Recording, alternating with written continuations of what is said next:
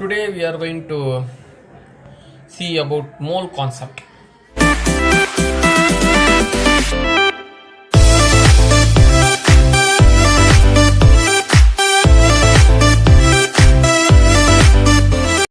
Which is an important topic in chemistry. So we already know what is a mole. It is a unit to express the amount of a chemical substance. The unit is a fixed standard amount, and the knowledge about unit to express a certain number of items is not a new concept. For example, we are using 1 dozen for 12 items, and similarly 12 dozens we call it as 1 gross, and a pair it say means 2 items. Like this, the mole is used to express certain amount of a chemical substance. So now what is the definition of mole? Definition: if the molecular mass is expressed in grams,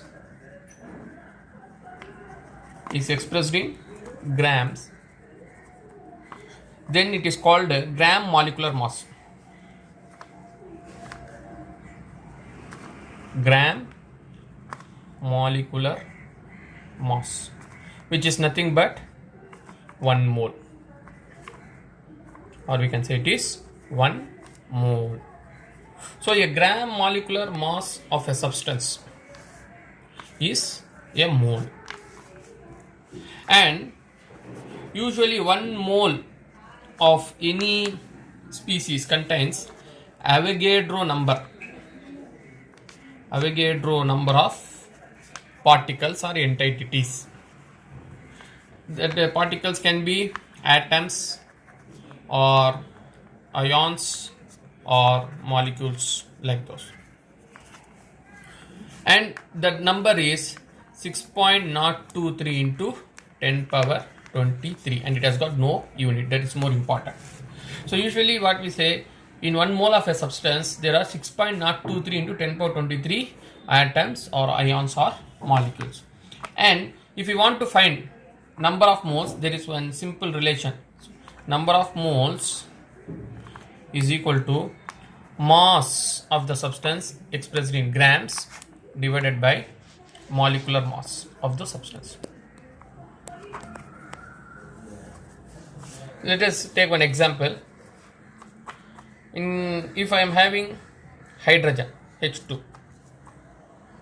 if I want to take 1 mole of hydrogen, so how much gram I should take? So what is the molecular mass of hydrogen? Molecular mass of hydrogen, it is 2, because the atomic mass of hydrogen is 1, and in a molecule there are 2 atoms, so 2. If I am expressing the molecular mass of hydrogen in grams, I can write like this: 2 grams. Then it is called gram molecular mass of hydrogen. So if I am taking this 2 gram of hydrogen, that means I am taking 1 mole of hydrogen, and this 1 mole of hydrogen will contain Avogadro number of hydrogen molecules, that is 6.023 into 10 power 23 molecules of hydrogen. Now if I want to take 2 moles of hydrogen, how much I should take? I have to take 2 gram molecular mass of the substance. So that means if the gram molecular mass of hydrogen is 2 gram molecular mass of hydrogen, if it is 2 gram, then and this is equal to 1 mole, if I am taking 4 gram, that means I am taking twice the amount of the molecular mass of hydrogen. So it will be equal to 2 mole. If I am taking 1 gram, then it is equal to 0.5 mole. Similarly, let us discuss another example. How many moles are present in